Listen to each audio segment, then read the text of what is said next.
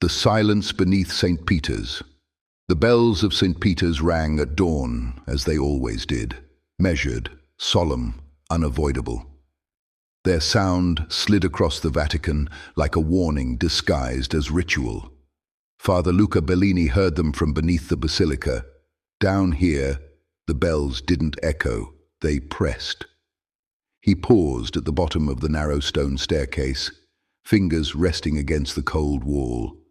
The air was different in the sub-levels, older somehow, heavy with dust and something faintly metallic.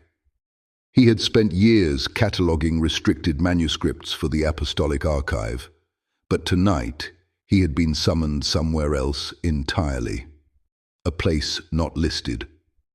The Swiss guard escort stopped beside a low iron door, its surface unmarked except for a single Latin phrase carved so shallow it was almost invisible. Silentium est obedientia. Silence is obedience. The guard did not meet Luca's eyes. He unlocked the door and stepped back. "You were expected," he said, and left without another word. The room beyond was small, circular, and lit by a single lamp suspended from the ceiling. At its center stood a stone table. On it rested an object wrapped in linen the color of old bone. 3 men waited in the shadows. Luca recognized them immediately. 2 cardinals and Monsignor De Angelis, secretary to the Congregation for the Doctrine of the Faith, men who did not meet by accident. "Father Bellini," De Angelis said gently, "thank you for coming so quickly." "I was told there was an emergency," Luca replied, "a matter of authentication." "Yes," one of the cardinals said, "and containment." De Angelis gestured to the table. "We recovered this 3 nights ago during restoration work beneath the confessional chapel." Luca stepped forward and carefully unfolded the linen. It was a book, not bound in leather or parchment, but something darker, thick, fibrous, faintly veined. The cover bore no title, no author, only a symbol carved deep into the surface, a circle pierced by a vertical line, intersected by 3 short horizontal marks. Luca's breath caught. "I've seen this before," he said quietly. The room stilled. "In the archive?" De Angelis asked. "No, in a marginal reference, a condemned index from the 13th century, Liber Tascendi, the Book of Silence." One of the cardinals crossed himself. "It was declared a fabrication," the man said sharply, "a heretical myth." "So were many things," Luca replied, "until they weren't." He opened the book. The pages were thin, almost translucent, covered not in ink but impressions, as if the words had been pressed into the material rather than written. The Latin was archaic, distorted, inconsistent. Some lines faded halfway through sentences. Others ended abruptly, like interrupted thoughts. Luca read aloud without meaning to. "What is confessed is forgiven. What is written is remembered. What is never spoken cannot be judged." The lamp flickered.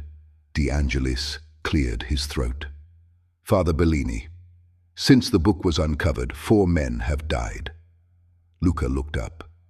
"Restoration workers," De Angelis continued, "all experienced, all healthy, each collapsed without visible cause. No wounds, no toxins. Their last recorded words, according to witnesses, were identical."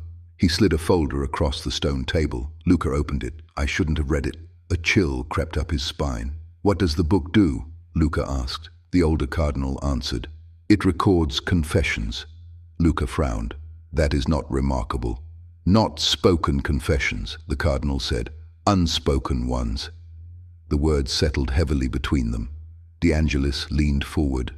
"The text suggests the book listens, that it binds guilt not absolved by voice, thoughts never released, sins buried too deep for confession." "That's impossible," Luca said automatically. "So is a book bound in skin, no animal we can identify," De Angelis replied. "So is a manuscript that references events that had not yet occurred when it was sealed." Luca turned the page. This one was blank. Then, slowly, A line appeared. Not written, formed. Luca Bellini. His heart slammed against his ribs. "That's not possible," he whispered. The next line followed. Archivist, son, witness. The lamp flickered again. The room felt smaller. "Close it," one of the cardinals said urgently. Luca hesitated. Another line appeared. "You heard the confession beneath Santa Maria in 2009. Luca slammed the book shut. Silence rushed in, thick and absolute. No one spoke. Finally, Luca found his voice. "That confession was sealed and never absolved," De Angelis said softly. "The penitent died before completion. The sin remained unspoken." "You're telling me this book knows what even the church does not?" Luca demanded. The cardinal's voice dropped to a whisper. "We are telling you the book remembers what God has chosen to forget." Luca staggered back, nausea rolling through him. "What do you want from me?" De Angelis met his gaze steadily. "We need you to determine whether it can be destroyed. And if it can't, then it must be contained. And if it can't be contained..." No one answered. That night, Luca returned to his quarters, unable to sleep. The walls felt thinner. The air felt watched. At precisely 3:17 a.m., the bells rang again. They were not scheduled. He sat up in bed. Then he heard it. A whisper, not in the room, but in his head. Familiar, gentle, confessional. "Do you remember me, Father?" Luca pressed his hands to his ears. The voice continued. "You promised silence." At dawn, Luca went back beneath the Basilica. He didn't request permission. The door was already unlocked. The book waited on the stone table, its linen discarded. It was open. Pages fluttered, though there was no wind. Luca approached slowly, dread and resolve twisting together. He understood now. The book was not a record. It was a ledger, a balance. Sins unconfessed accumulated weight. Too many. And the bearer collapsed under them. Not punishment, exposure. The restoration workers had read without offering absolution. The book had judged them incomplete. Luca knelt. "I will finish the confession," he said aloud, though no one else was there. Not mine, the one beneath Santa Maria. The pages stilled. Luca spoke. He spoke the words he had buried for 17 years, the priest's fear, the penitent's crime, the moment Luca had chosen silence to protect the institution rather than the truth. As he spoke, the book grew heavier, the lamp flickered wildly.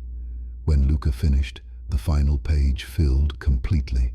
Then the ink, no, the impressions, began to fade. One by one, the pages went blank. The book exhaled.